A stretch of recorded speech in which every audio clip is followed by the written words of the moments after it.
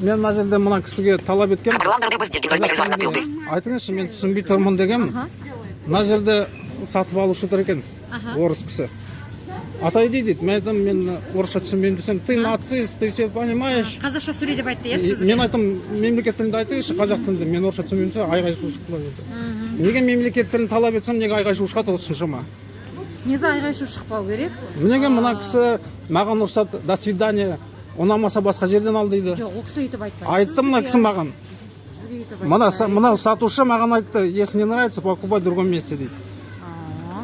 Ол жағдайда мемлекет тілін талап етсем, неге осындай айғай-шу шығады? Мен басқа не сұрадым?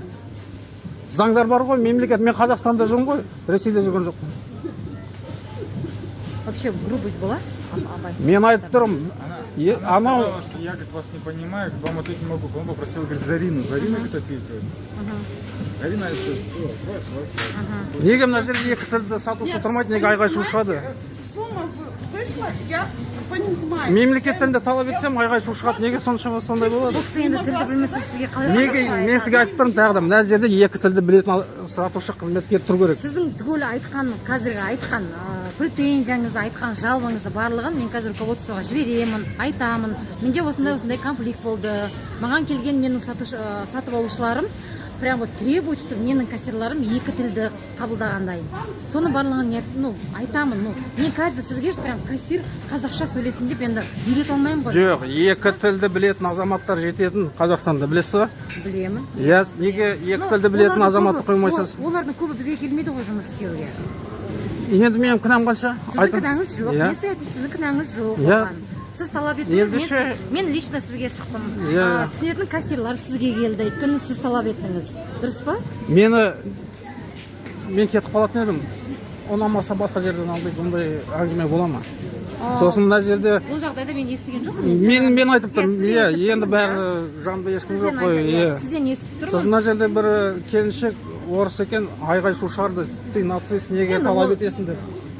Жүрген покупательдар ішіндегі енді. Міне, мына кісінің солай мені қызмет көрсеткен үшін, мына жердегі жанындағы тұрған кісілер сондай айғай-шу шығарды. Соның кесірінен сіздердің сатушыларыңыздан. Көрдіңіз ба? Была грубость вообще? Только подошли, да? Обязательно бізде қазір видео бар, соның барлығын біз қараймыз. Грубостьін обязательно... Мен қолыма жармастым, мына жерде төбелес болды ғой. Сол қатын мен секіріп мынаны... Жаңағы неңіз ба? Сатып алушы ма? Сіз секілді? Нацистсің деп, қазақша сөйлейсің мына жерде деп, орыстарға деп. Мына сіздің сатушының кесірінен сондай айғай-шу болды. Мен енді өзімнің сен неге мынау сатушыдан неге сен қазақша сөйлеп талап етесің деп анау шықты. Әр адамның өзінің құқығы ғой. Соның сіздің сатушының кесірінен сондай маған кесір тиді, сондай мені қорлап мына жерде айғай-шу шықты. Обязательно. Сіз мен вообще магазин атынан, өзімнің атынан, өзімнің жұмыскерлердің атынан сізден кешірім сұраймын. Қазір полиция келеді. Мен полиция келеді прокуратураға бәріне. Ол сіздің құқығыңыз. Мен сізге оған берме деп айта алмаймын. Ол сіздің Қазақстан елінде тұрамыз ғой. Пожалуйста. Аты жөніңіз кім сіздің? Менің атым Рыстыгүл. Сіздің аты жөніңіз? Абай. Кім бұл? Начальник смен. Қазақша айтпайсыз, бастықпын деп, осы жерде қызмет етем, осындай қызметім осындай деп. Начальник смена деген қазақша қалай? Я вам ответил, начальник смен. Қазақша сөйлегіңіз келмей ма, мемлекет? Білмеймін. Кішкене ғана білемін.